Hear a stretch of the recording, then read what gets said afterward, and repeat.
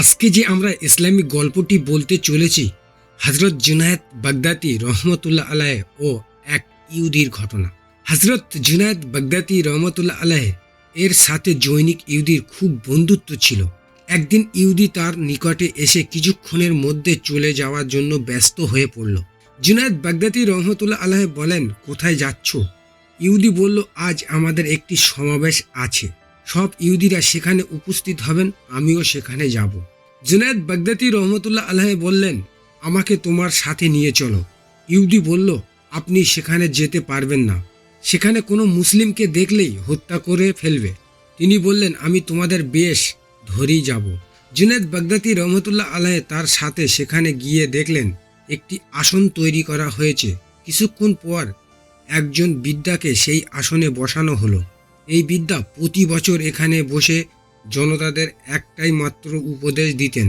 তারা সবাই সেই উপদেশ পালন করত, কিন্তু এবার সে চুপচাপ বসে রইল।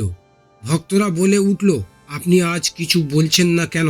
আমরা যে আপনার বাণী শোনার জন্য অধীর আগ্রহে আছি। বৃদ্ধা বলল, এই মজলিসে একজন মুসলিম আছে, তাই আমি কোনো কথা বলতে পারছি না। ইহুদি বলে উঠল, কে সেই মুসলিম? আমরা তাকে হত্যা করব। বৃদ্ধা বলল, না, খবরদার, তাকে হত্যা করবে না। ওই সেই ব্যক্তি, তাকে আমার নিকটে নিয়ে আসো। জুনায়েদ বাগদাদী রহমতুল্লাহ আলাইকে নিয়ে আসা হলো। বৃদ্ধা বলল, আপনি কেন এখানে আসলেন? তিনি বললেন, তামাশা দেখার জন্য এসেছি। বৃদ্ধা বলল, আপনি যখন এসেছেন, এখন আমার কয়েকটি প্রশ্নের উত্তর দিন। তিনি বললেন, আমি যদি তোমার প্রশ্নের উত্তর দিতে পারি তাহলে তুমি ইসলাম ধর্ম গ্রহণ করবে? বৃদ্ধা বলল, আমি ওয়াদা করলাম, আমার প্রশ্নের উত্তর দিতে পারলে আমি ইসলাম ধর্ম গ্রহণ করব। জুনায়েদ বাগদাদী বললেন, প্রশ্নকারী বড় না উত্তরদাতা বড়? সে বলল, উত্তরদাতা বড়। তখন তিনি বললেন, তুমি প্রশ্নকারী, তুমি আসন হতে নেমে আসো, আমি ওই আসনে বসে উত্তর দিব।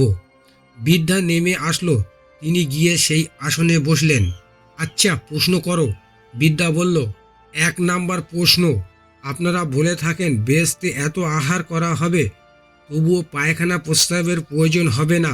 2 নাম্বার প্রশ্ন, বেহেশতে এমন একটি বৃক্ষ থাকবে যার শাখা ও পোশাকা বেহেশতের প্রতিটি ঘরের উপর বিস্তার করবে। 3 নাম্বার প্রশ্ন, বেহেশতের নিয়ামত যতই খাওয়া হবে তার ঘাটতি হবে না। এগুলি তো অসম্ভব কথা। 1 নম্বর প্রশ্নের উত্তর, সন্তান যখন মায়ের গর্ভে থাকে তখন সে মায়ের রক্ত আহার করে, কিন্তু তার পায়খানা প্রস্রাব প্রয়োজন হয় না। 2 নম্বর প্রশ্নের উত্তর, পৃথিবীতে সূর্য মাত্র একটা, কিন্তু তার আলো সকল ঘরের উপরে পড়ে। 3 নম্বর প্রশ্নের উত্তর হলো, কোরআন শরীফ তেলাওয়াত করে, শ্রবণ করে এবং তার দ্বারায় উপকার পায়, কিন্তু তার স্বাদ ও মাধুর্য কমে না। তৎপর বললেন, আমি তোমার 3টি প্রশ্নের উত্তর দিয়েছি, এখন তুমি আমার একটি প্রশ্নের উত্তর দাও। বৃদ্ধা বলল, প্রশ্ন করুন। জুনায়েদ বাগদাদী রহমতুল্লাহ আলাইহ বললেন, বেহেশতের দরজার উপর কি লেখা রয়েছে? বৃদ্ধা শুনে চুপ করে রইল।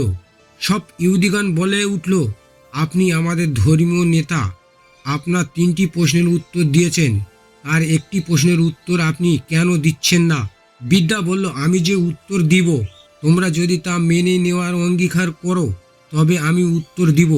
তারা সকলেই অঙ্গীকার করল, আমরা অবশ্যই মেনে নেব।